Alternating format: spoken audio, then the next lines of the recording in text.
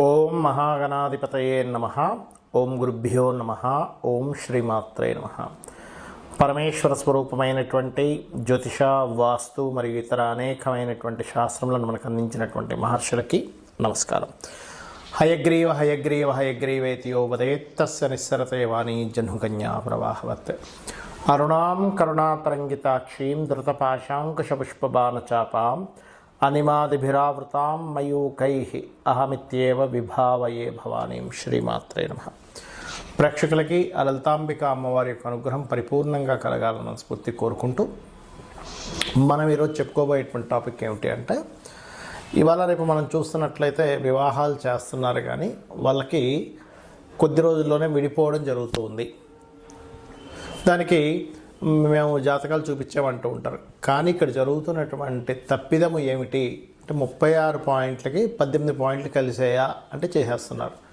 అలా కాకుండా 18 పాయింట్లు దాటిన తర్వాత ఉండేటువంటి ఆ వర్ణకూట ఏవైతే కూటమి ఉందో అది చూసుకుంటూ, దాంతోపాటు ప్రతి లగ్నము వారికి మనకి మేషం నుంచి మీనం వరకు ఉండేటువంటి 12 లగ్నాల వారికి అసలు ఏ ఏ విషయాలు పరిపూర్ణంగా చూసుకోవాలి, ఎక్కడ మనం ఫెయిల్యూర్ అవుతున్నాము, ఏ విషయాలు చూసుకుంటే భార్యాభర్తలు చక్కగా కలిసి ఉంటారు అనేటువంటి విషయాలు ఇప్పుడు మనం 12 లగ్నాలకి తెలుసుకుందాం. అదేవిధంగా ఈ విషయాలు చెప్తుంది నేనైనప్పటికీ కూడా చెప్పిస్తుంది సాక్షాత్ లలిత అమ్మవారిగా భావిస్తూ ముందుకు వెళ్దాం.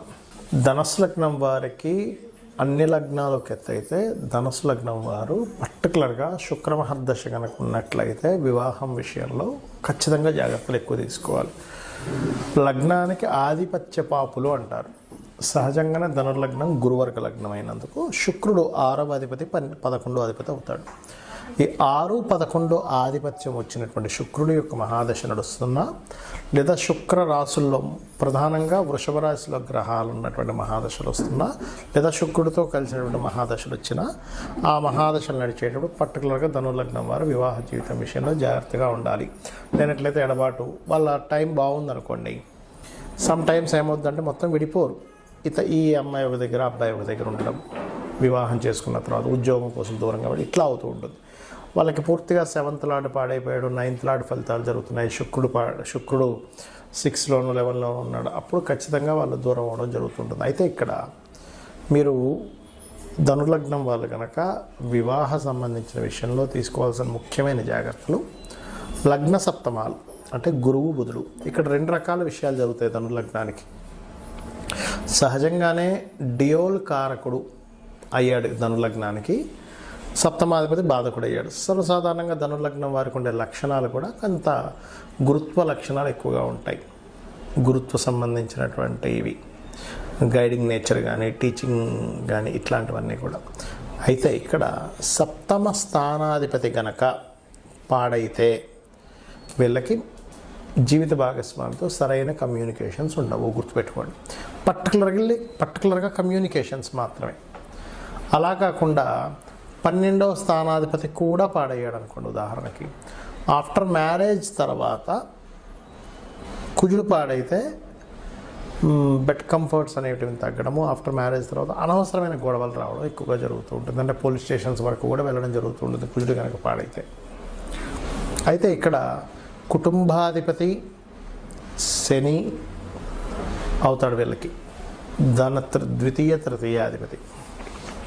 సో మీరు ఎప్పుడైనా సరే మీది ధనుర్లగ్నమైనా, మీరు చేసుకోబోయే అమ్మాయి లేదా అబ్బాయి ధనుర్లగ్నమైనా, నేను ఇందాక చెప్పినట్టుగా శుక్రమహర్దశ ఏమైనా వస్తుందా, శుక్రరాశిలో ఉండే గ్రహాల దశలు ఉన్నాయో ఒకటి చెక్ చేసుకోవాలి.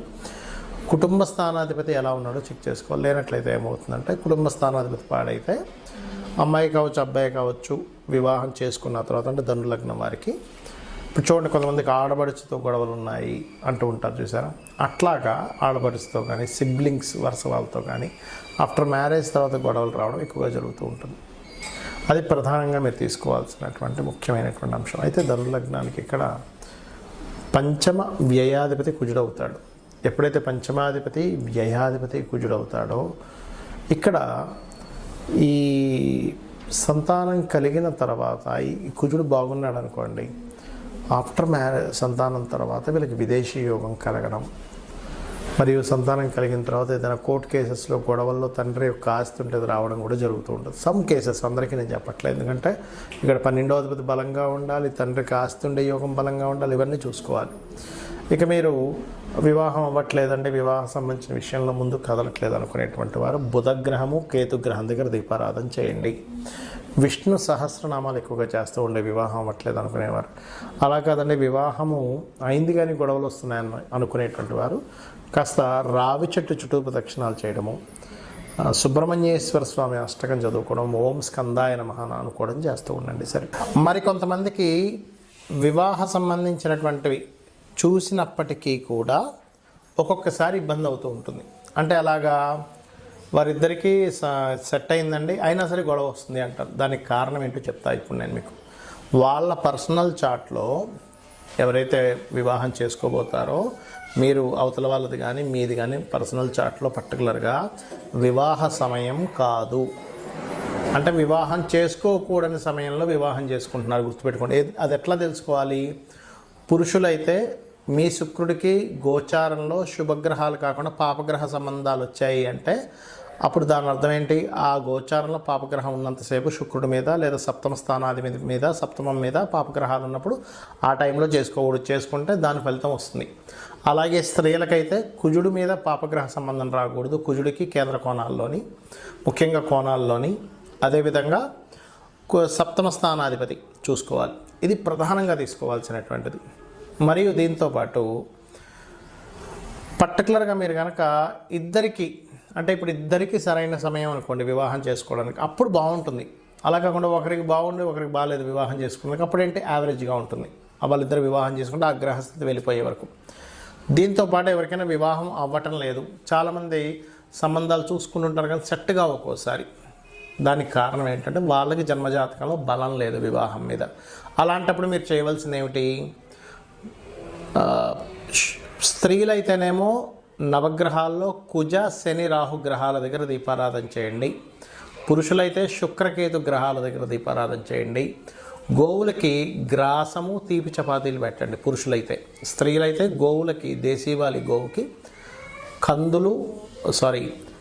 కందులేమో దానం ఇవ్వచ్చు. గోవులకు పెట్టేటువంటిది ముఖ్యంగా క్యారెట్స్, బెల్లము తినిపించండి గోవులకి. దీంతోపాటు వివాహం అవ్వట్లేదు అనుకునేటువంటి వారు ఓం కామేశబద్ధ మాంగళ్య సూత్రశోభిత కందరాయై నమః.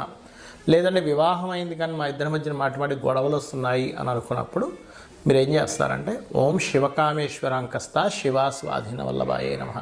సమ్ టైమ్స్ ఏమవుతుందంటే మీ జన్మజాతకంలో మీకు కొంతకాలం జీవిత భాగస్వామితో ఎడబాటుగా ఉండే యోగం ఉంటుంది.